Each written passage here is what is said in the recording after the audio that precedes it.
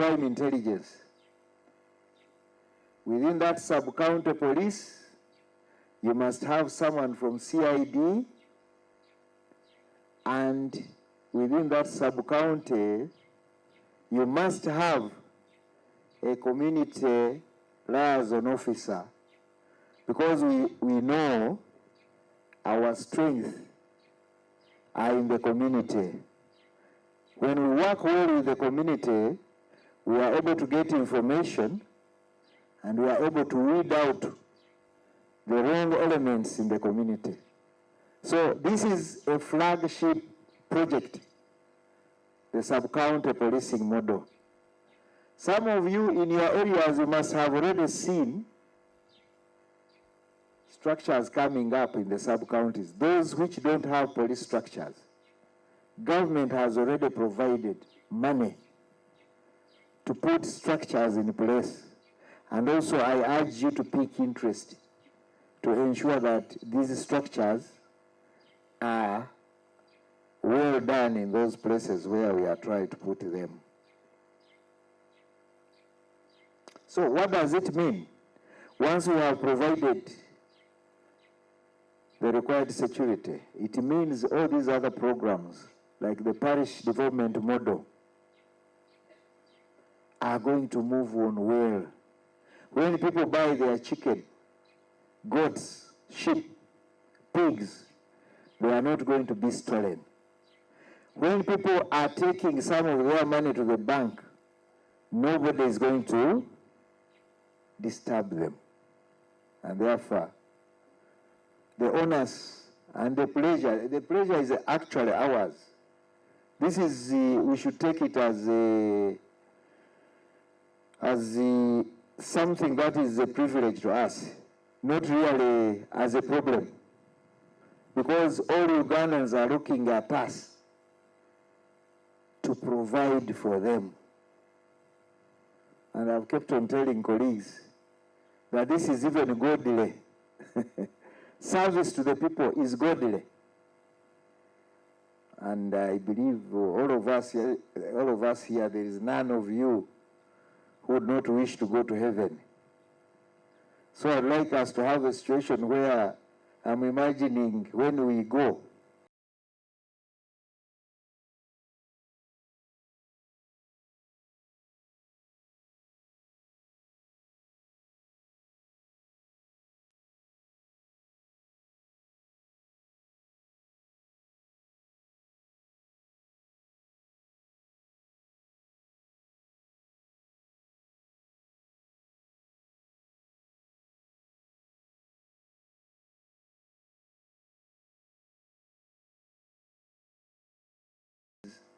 first of all, which will disadvantage our people, but secondly, which will not allow us to have that free pass to that place which we all yearn to be in. Training is our other serious priority, and I urge the Director of Training to keep making a lot of plans to ensure that people are prepared for all the challenges that will face us. The other area is we must have mindset change to realign ourselves to the historical mission of this country. And I think all that has always been given to us. None of us doesn't know where we want to be. Part of it is in what I started with.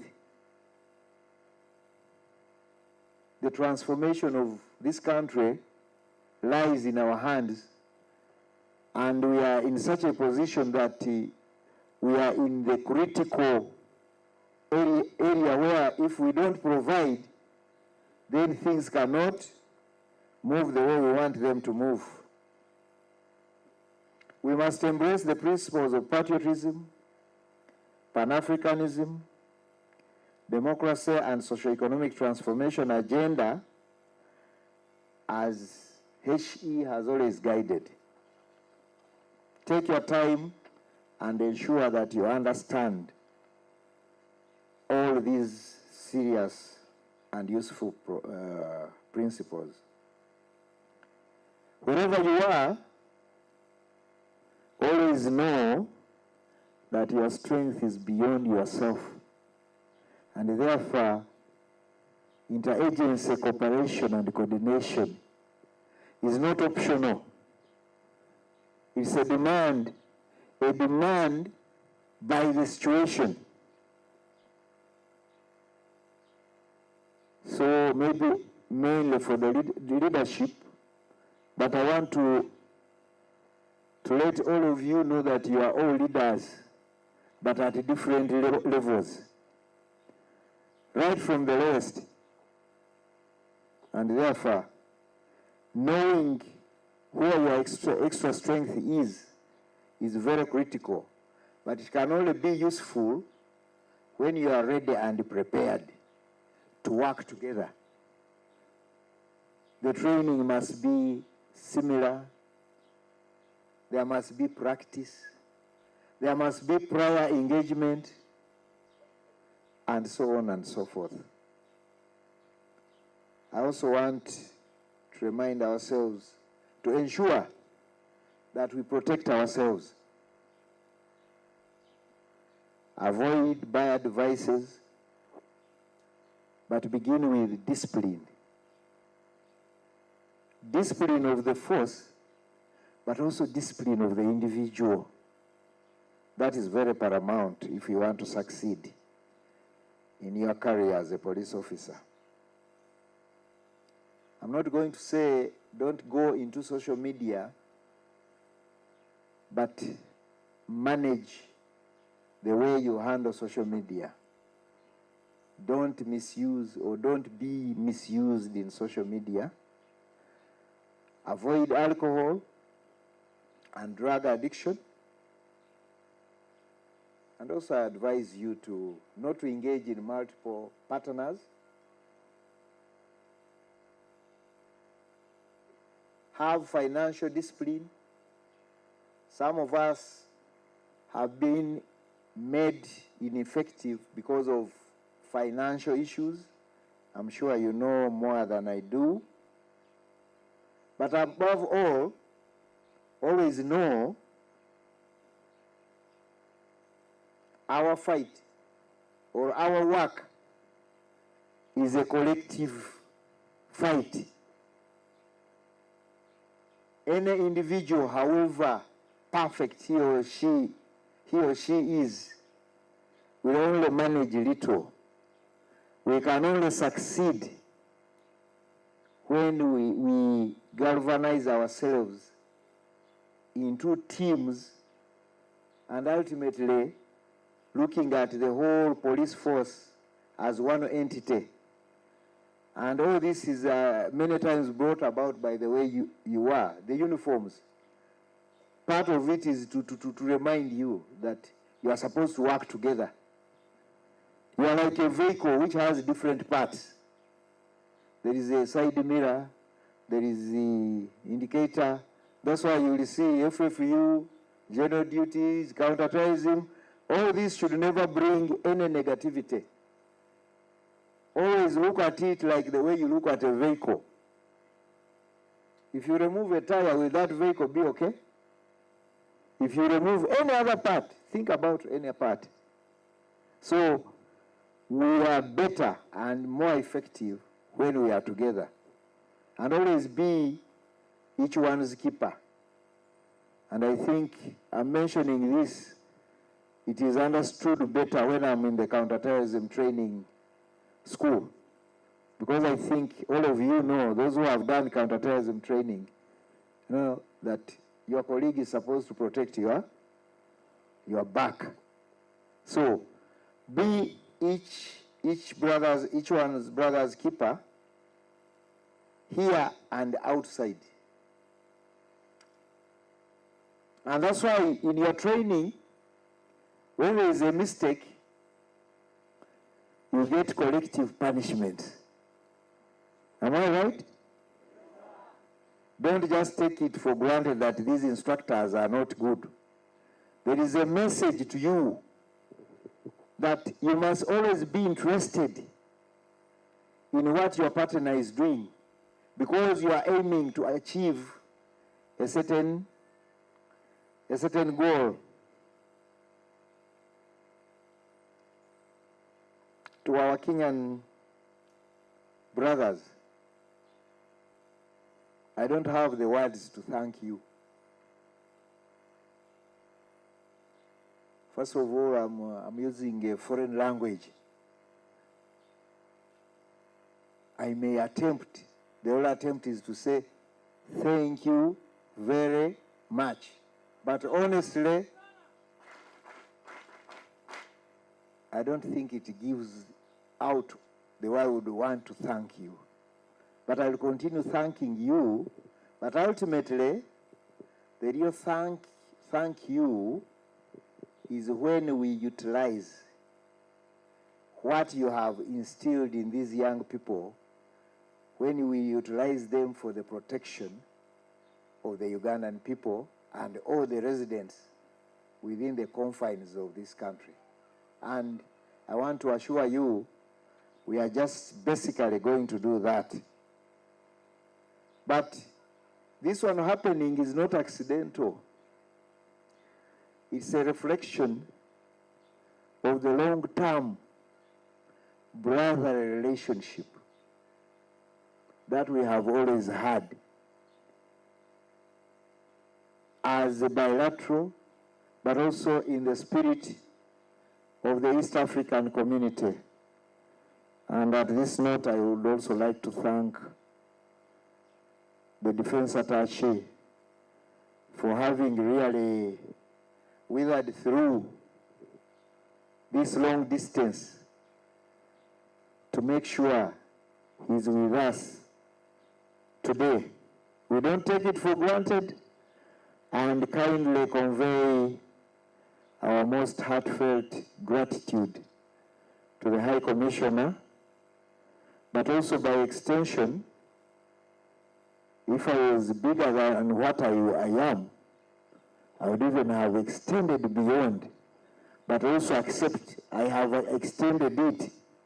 But also, let me use this opportunity to thank my counterpart, the Inspector General of Police Kenya, whom I contacted very quickly, and I think he did not take more than 1 week to respond back. And he said, he put it in writing and said, I'm going to send you the trainers. Kindly convey my heartfelt appreciation to him, but also inform him that we are very grateful. We don't have a way of paying.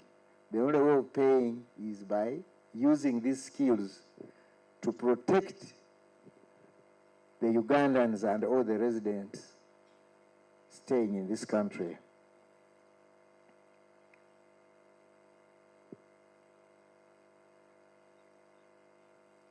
I think when you look at this school,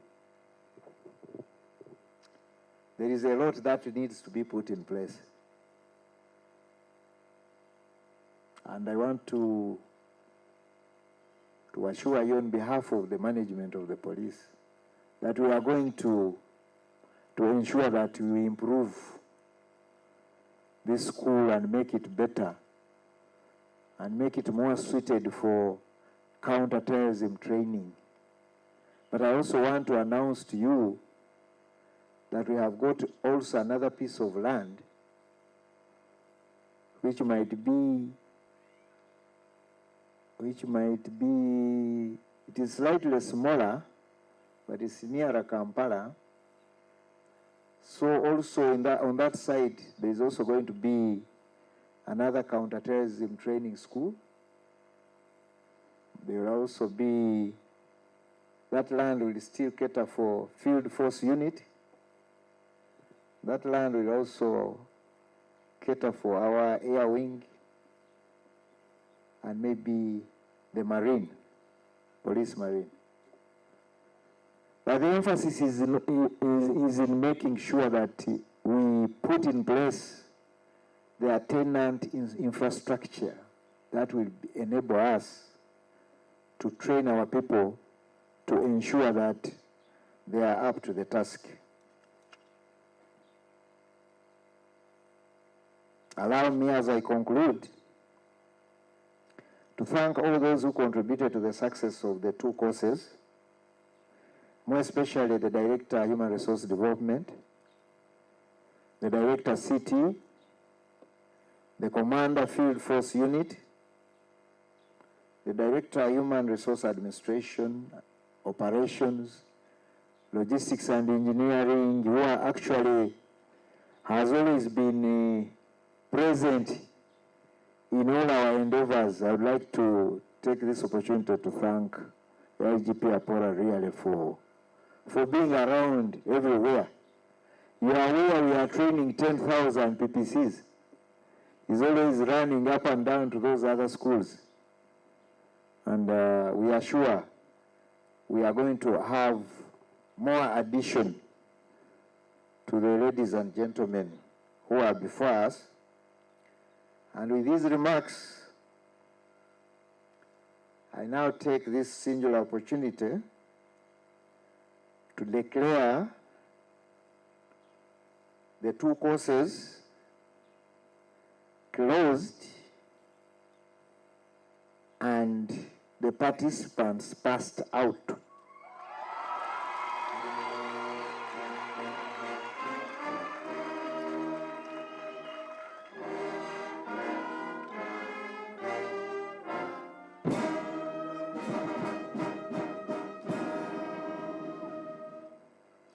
Congratulations.